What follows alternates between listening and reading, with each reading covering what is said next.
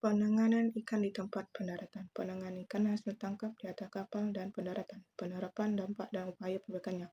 Penanganan ikan hasil tangkap di atas kapal dan pendaratan adalah proses yang kritis dalam mempertahankan kualitas ikan dan menghambat penurunan mutu. Berikut adalah tahap penanganan ikan di atas kapal dan pendaratan. Penanganan ikan di atas kapal. Penaikan ikan. Ikan hasil tangkap dipindah dari kapal penangkap ke atas kapal penangkap lainnya yang lebih besar untuk penanganan lebih lanjut. Prioritas jenis ikan. Ikan disortir berdasarkan jenis dan ukuran untuk memudahkan penanganan dan pengawetan. Penyucian ikan. Ikan dicuci untuk menghilangkan kotoran dan darah yang dapat mempengaruhi kualitas ikan. Pembekuan ikan dibekukan untuk menghambat proses penguraian dan mempertahankan kualitas. Pengemasan ikan dikemas dalam wadah yang sesuai untuk pengawetan dan pengiriman.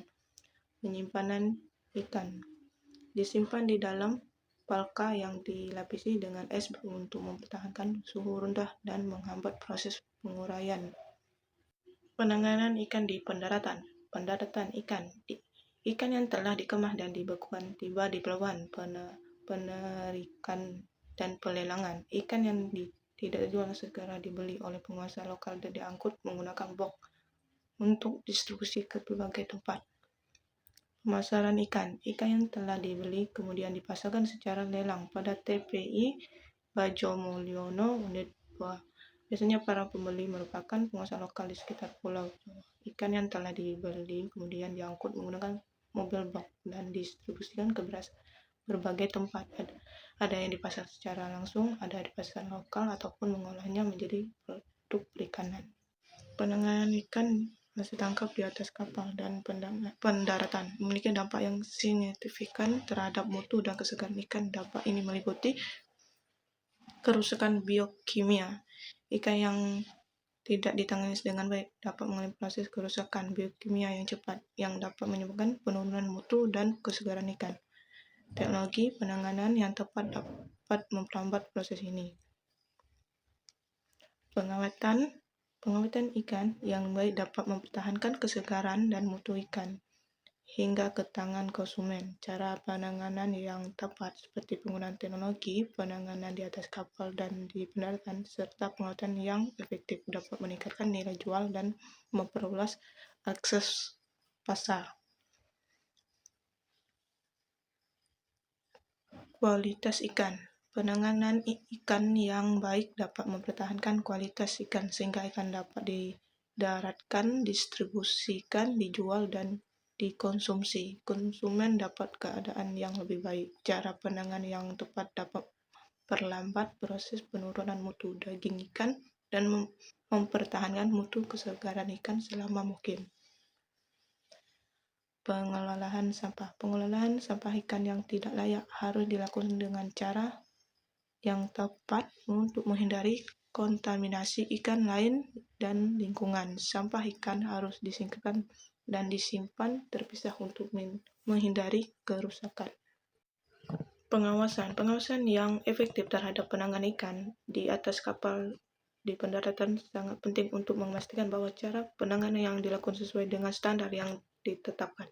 Pengawasan ini dapat dilakukan melalui kegiatan sosialisasi dan pelatihan kepada nelayan dan petugas perikanan.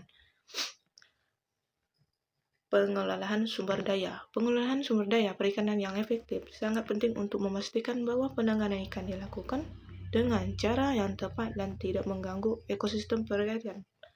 Pengolahan sumber daya ini dapat dilakukan melalui kegiatan penelitian dan pengawasan yang terus-menerus. Dalam upaya perbaikan, beberapa langkah yang dapat dilakukan adalah penggunaan teknologi pangan yang tepat. Penggunaan teknologi pangan yang tepat seperti penggunaan alat yang tangkap yang selektif dan pengawetan yang efektif dapat meningkatkan efisien dan kualitas penanganan ikan.